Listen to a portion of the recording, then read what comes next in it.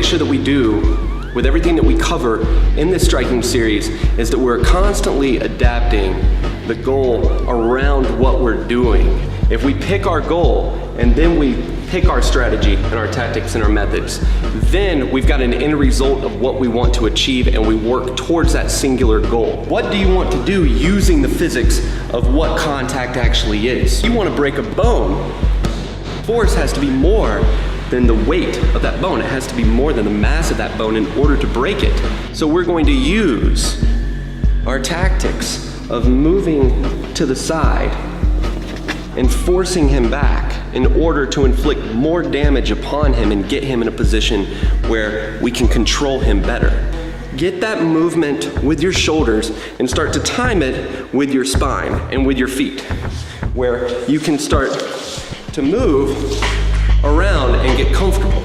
The more range of motion that you have, the more force you're going to be able to create, the more impact you're going to make on the person that you're hitting. So you want to use exercises to get your joints extremely flexible and coordinated.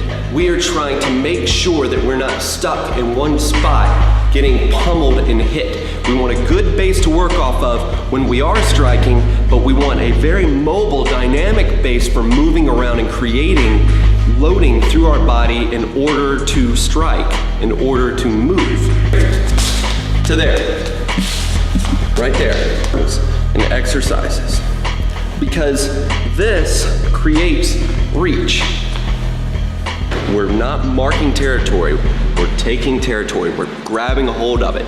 So you can hit to the temple and grab the hair, then thumb the eye.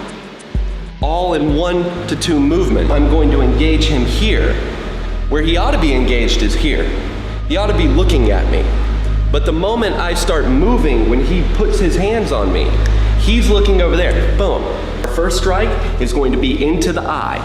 And we're going to drive off and grab here. When we come down, we bring the elbow through, the shoulder through, the hip through, into that nerve.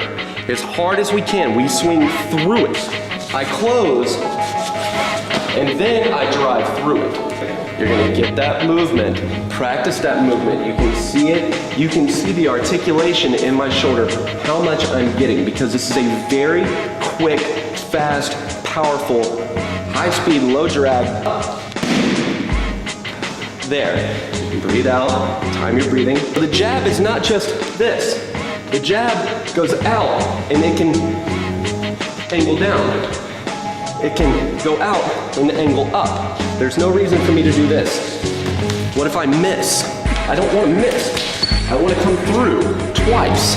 I want to make sure that I double up on that strike at all times. It's very advanced in some martial arts. It shouldn't be advanced, it's basic mechanics. If this is coming through, this is already here. It should pop through.